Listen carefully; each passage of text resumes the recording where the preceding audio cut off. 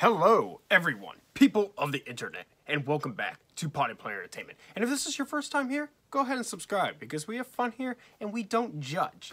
You know, unless your opinion is different from mine, then we judge you pretty hard. But other than that, welcome. My name is Chris, and in case you don't know, I review movies, and I rank them on a scale of 0 to 100 in increments of 5. As promised, we are doing an end-of-the-year wrap-up video. This is for every movie of 2022 that I saw that I did not review already, except The Fabelmans, The Whale, and Glass Onion. I did see The Fabelmans. I liked it very much, but I want to see it again before I comfortably review it. And I have not seen The Whale or Glass Onion yet. I plan to see them this weekend.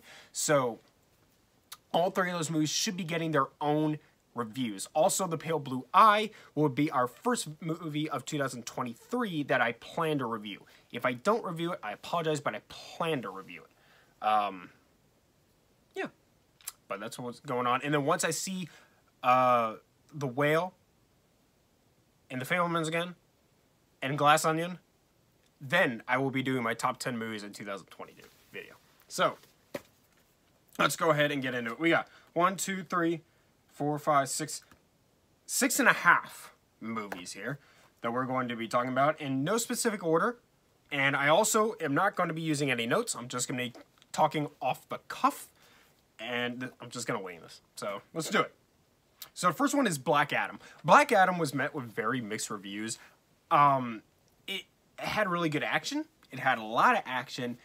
But that's mostly what it had going for it. And that seemed to be the general consensus.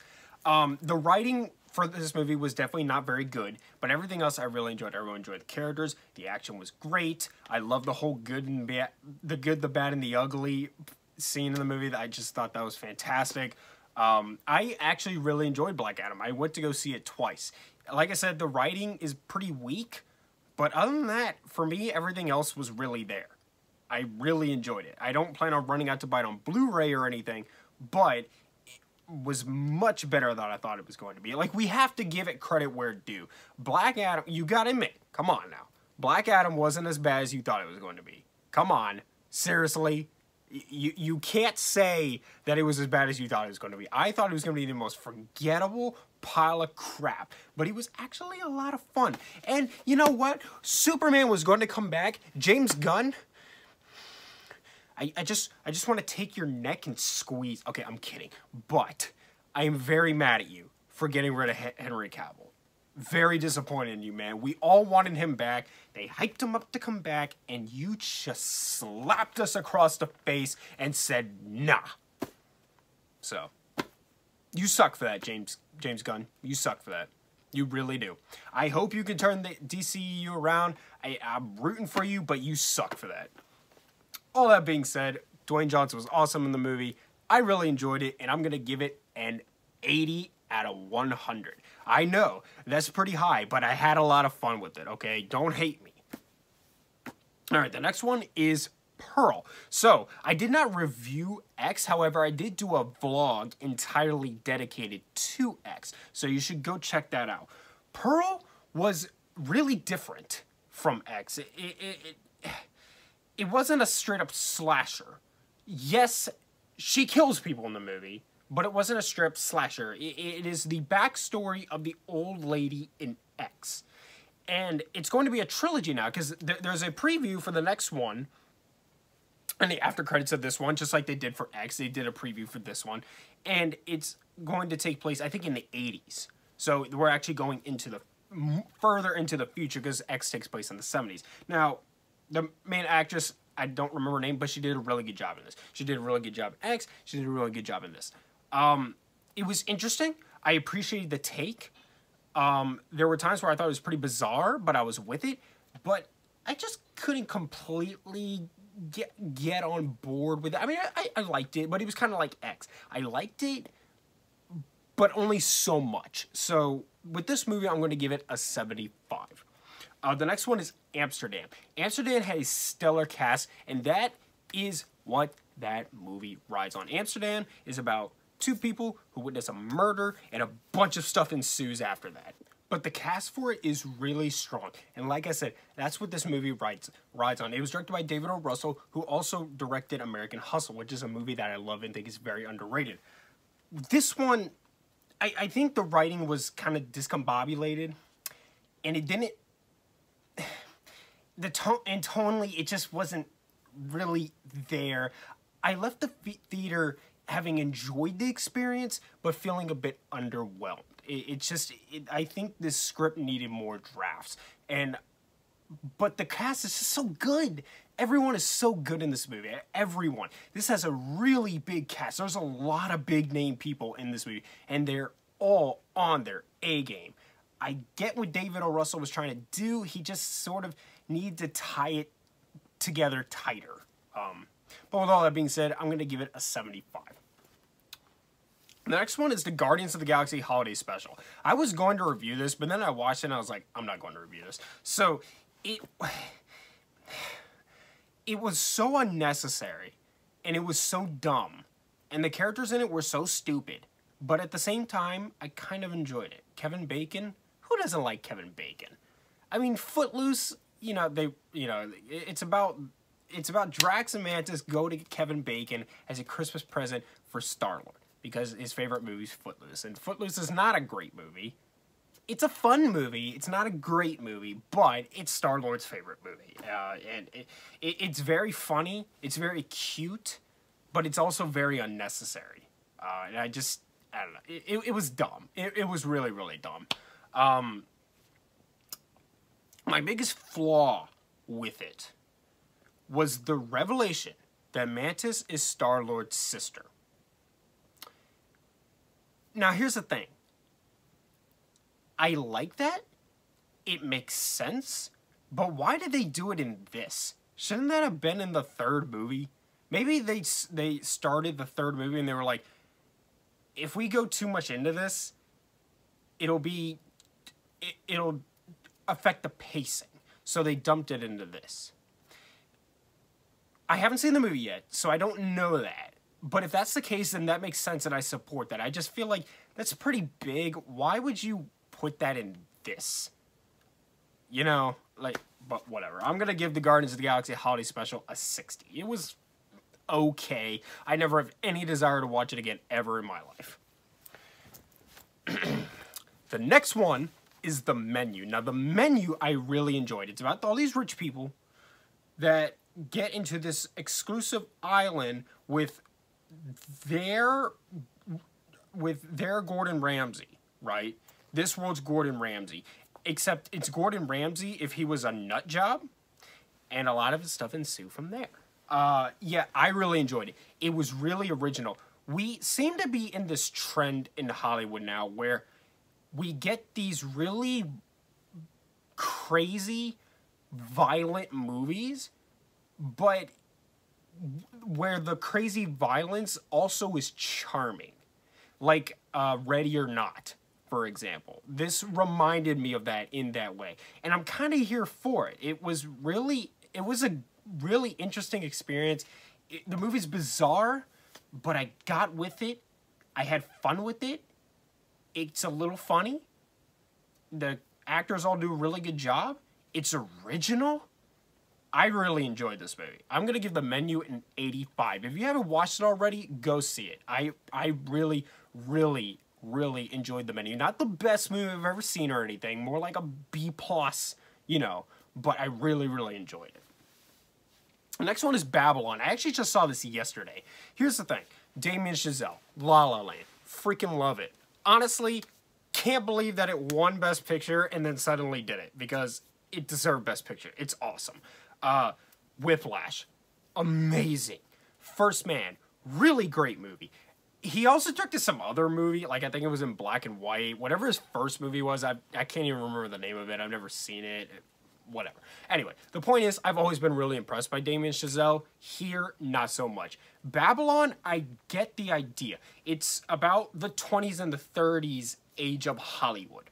Okay, and a bunch of characters and the sleaziness of Hollywood, right? This is a very dirty, dirty movie. Lots of sex and drugs and stuff in this movie. Like, it shows the real dirty side of that era of Hollywood. I kind of get what Damien Chazelle was going for here. Kind of like a Wolf of Wall Street type of thing, right? But it's so unfocused and unbalanced that there was times where I was invested, and there was other times where I was completely checked out. And it's just because of that, the 3 hours was hard to get through. This was a little hard to get through, and there was times where I thought about just getting up and walking out. The actors are amazing in this movie. They give stellar performances, and I watched Dan Murrell's review for this movie, and I thought he put this really well. This movie is an attack on your senses. It really is, visually and audioly. This movie really comes at you. So, I kind of got it, but I kind of didn't. This movie is very, very messy. Very, very messy. And then the ending of the movie, it just comes so far out of left field. I was like, this is cool, but this doesn't feel like it has any place in this at all right now. Yeah, not a great movie. I was definitely more impressed by his other work, for sure. Up until now, I've loved every movie of his that I've seen. Yeah, this just wasn't it. I'm going to give Babylon a 65. Let's see. And then last, which was actually the oldest one of these, is Home Team. I almost didn't talk about this one because I actually forgot that I saw it, but then last minute, I actually started recording this and then suddenly remembered I saw this movie, so I started over. Home Team is a movie with Kevin James where he plays Sean Payton, who's a former head coach of the New Orleans Saints. Well, the New Orleans Saints, back in like 2014 or something like that, they had this thing called the Bounty Gate, which is where they were purposely trying to injure players on other teams in order to win games. Well, Sean Payton got suspended for a whole season for his role that he played in this. And he went to coach his son's Little League football team, right? And this movie's about that. And Kevin James plays Sean Payton in the film. And I watched this for the sole reason that I love Kevin James. I love Kevin James. I think he's one of the best comedic actors out there. He's been in a lot of crap, but even the crap that he's in, there's just something about him that I've always really liked. The King of Queens is one of my favorite sitcoms of all time. It's very nostalgic for me because it reminds me so much of my childhood growing up in the 2000s. Like watching a show where the characters will go to movie rental places and they have a big box TV in their living room. That to me makes me happy because that takes me back to simpler times. And Kevin James is in it, and that just makes it all the more better. So I've always really, really enjoyed that show, even though most of the references in it are from stuff from before my time. Then again, I like stuff from before my time anyways. Music, movies, all that stuff I like from before my time. So that's never bothered me. So I've always really, really loved the King of Queens. And so I watched this because I love him. I like his stand-up work as well. He has this one stand-up routine on Netflix. I think it's called Never Don't Give Up. I watched this several years ago when it came out. He does really good, clean stand-up comedy. And if you're looking for something like that, it's one I definitely recommend. This was just very forgettable, as a lot of the movies he's in are, like Zookeeper and The Dilemma. Just not awful, just forgettable. And it was. I don't really have much to say about it. It was just sort of another forgettable Kevin James comedy. His most memorable for me, for sure, is Mall Cop. I actually really like Mall Cop. I even have it on Blu-ray somewhere over here. It was okay. It was, I could watch it. Rob Schneider was in it because he's in a lot of Kevin James stuff. And I always loved Rob Schneider. But, yeah, just forgettable. It was I could watch it. I was entertained by it, but 5 minutes after it ended, I totally forgot about it. So I'm gonna give I already forgot the name while I was talking about it. Home Team. I'm gonna give Home Team a 70. That's our wrap up. Those are all the movies I saw that I didn't review, and I got more content coming. Also, I'm revisiting some of James Cameron's films because I want to rank his films. So that video will be coming soon as well. Thank you so much for watching. Subscribe to Party Player Entertainment for more. Hit the like button, leave reviews, suggestions down in the comments down below. Follow me on Instagram and TikTok. And honestly, I might quit TikTok because I keep trying to upload movie reactions there, and for whatever reason, TikTok just refuses to post them. I don't know why. Like, I saw the menu months ago, and I'm still trying to get it to upload. It just won't do it, and I don't understand why. My one for Avatar won't upload as well. I don't know what's going on with TikTok. TikTok hates me, but so I don't know if I'm ever going to post on it again because the app literally will not let me. But you can still follow me there. You can follow me on TikTok at Party Player Entertainment for bonus content. And that's about it for now. Thank you for watching, and much love.